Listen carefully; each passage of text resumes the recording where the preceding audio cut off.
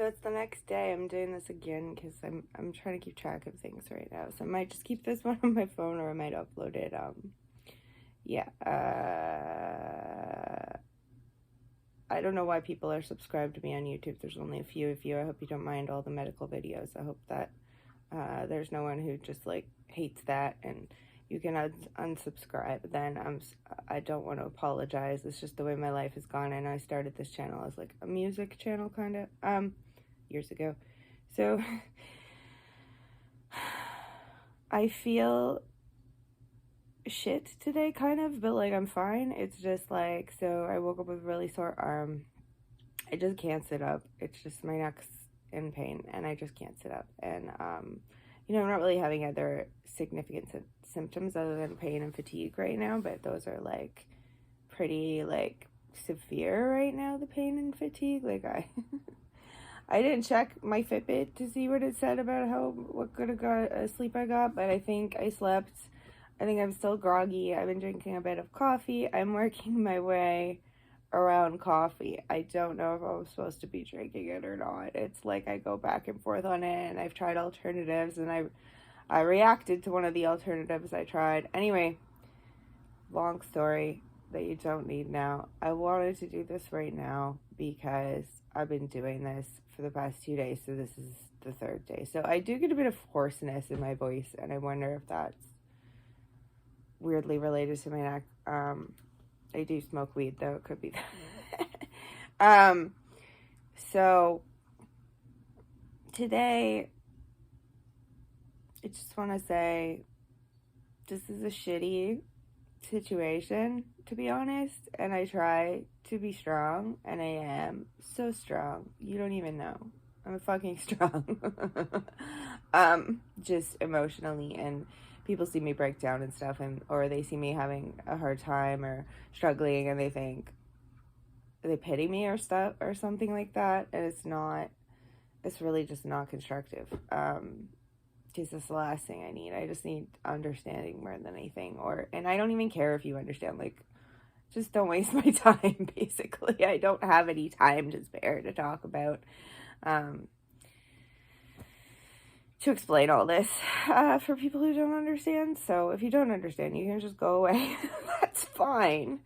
I wanted to make this right now because yeah, I just been pushing to try to function, to try and work on healthy eating and exercise and all those things I'm supposed to be, I'm trying to be so proactive in my health, and I'm not taking the MS meds. So I was doing these daily injections, and that was like the focus kind of like everything I was doing. I feel like when I started them, I was feeling better than I feel now on the regular. Like, I was less fatigued. So I don't know if it was the medication that exacerbated all of this new stuff. Like, I just get really bad migraines now, really bad fatigue.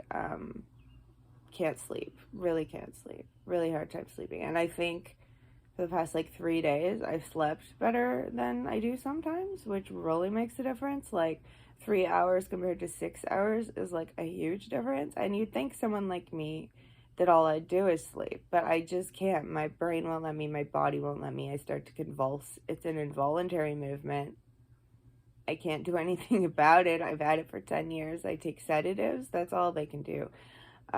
Different doctors have various theories as to why I have these involuntary movements.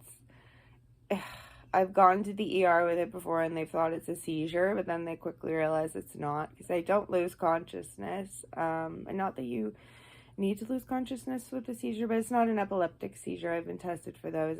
It's some type of dystonia, cervical dystonia perhaps, or spinal. I'm confused still as to where it's originating from, because I got different responses on that from doctors. And speaking of doctors, like, one thing I think that really weighs on me is just, and I don't want to talk about too many things at once, but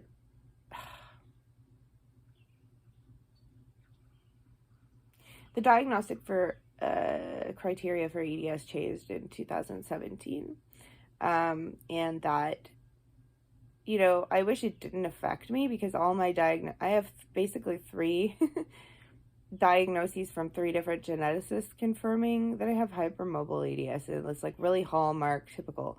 But because those are now before 2017, I actually have this issue where, okay, I'll just tell a little story, because I have these terrible experiences all the time and they follow me, like, and it's just something that I hate and has made me stop going to hospitals and doctors and be very, like, I don't know, triggered by hospitals.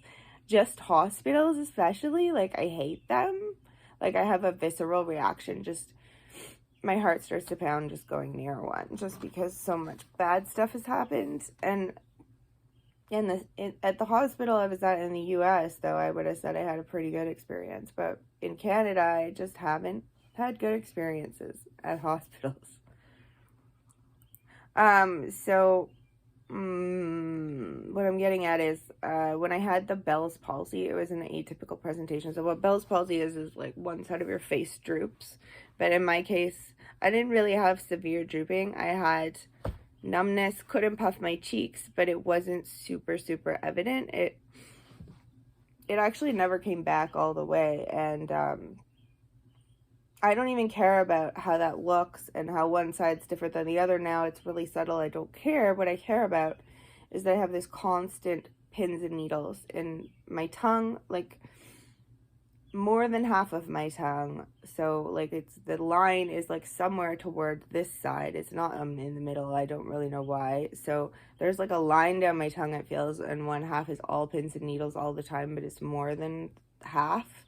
And I can taste better on the other side. And I have lost my hearing on this side, but it came back, but everything sounds really garbled and staticky.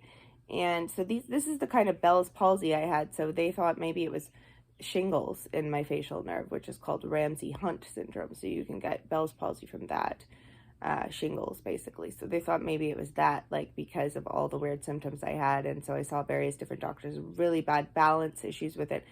I still have really bad vertigo from it. Like, if I go out on my balcony, I feel like I'm gonna fall over the balcony. And it was really bad while I was having that episode, and now it's like if I'm tired or something, it's worse. But it's not. I'm like pretty much back to normal, but I still have vertigo. Like, I have vertigo. The vertigo is just dizziness when you stand up and walk and turn. Like, I don't know how else to describe it. So I kind of have that all the time, but it comes and goes in flares and stuff. And I don't really think I had it very much, or I had a different type maybe before I had the facial numbness. Anyway, so I'm getting so off track. So I went into the hospital in North Bay, Ontario for my facial numbness, and it was the 4th time I had been to a doctor for it in the course of about 2 or 3 weeks while it was flaring, because none of them knew what it was or knew what to do. So I went to my GP, I went to the ER in Ottawa, I went to a walk-in clinic, I believe, it's fuzzy, but I know the other 2 I really remember. And then the last place I ended up was a hospital in North Bay, and thankfully there was a really good doctor on staff at the ER that night, and he prescribed me with antivirals and steroids, and that helped it calm down. But then the problem was, because I wasn't able to take my beta blockers because I was at the hospital all night, I had a really bad tachycardia episode. And then they wouldn't believe me that it was because I needed my medication, so they just kept me at the hospital until morning, because they said I'm not allowed to go because I can't stand up. And I'm like, no, I need my medication. They weren't listening. It was so bad. And this was after the doctor who had treated me had ended his shift. And I feel like had he stayed or not left, or I feel like they would have let me go. But anyway, they kept me there without my medication until morning, and I didn't sleep, and it was horrible. And then when I was trying to leave, this random doctor who had nothing to do with me, wasn't treating me, had nothing to do with anything, grabbed my file from the wall or something and popped into the room I was in, and then said, I have to talk to you. And then told me all about her son and said they changed the diagnostic criteria for EDS, and her son complains of hypermobility and joint pain, but what he really has is a joint, whatever the other thing is, the joint, I can't remember what it's called. God, my brain doesn't work. JHS, I guess, or not. Like, so there's two things you can get. A lot of people get more diagnosed with the other thing now. Anyway, I have really clear signs of EDS with all of these complications, but she basically, like, wanted to school me for some reason because she thought I had went and got surgery like some crazy person in the States, and she thought, like, I didn't need it and I just have fibromyalgia, and she, like, told me this long story about her son and how I need to know that they changed the criteria and I might not actually have this. And I'm like, I've been diagnosed 3 times. I've seen so many doctors for this and they specialize in it, and you don't. You're just a concerned mom of someone I don't know. Anyways, horror show. That was really traumatic, but I just stayed pretty zip-lipped and she left. But this kind of thing has happened to me so many times. This is just one time. I was thinking about it today just because she kind of reminded me of this other doctor, and I'll just tell another quick story. And this is at the Ottawa Hospital Pain Clinic. Not naming names, just places. They should know pain, and they do probably, but not mine. So she looked me dead straight in the face and said, prolotherapy will not help you. And I don't think she has any idea anything. I think she looked at my MS diagnosis, and I don't think she was looking at anything else.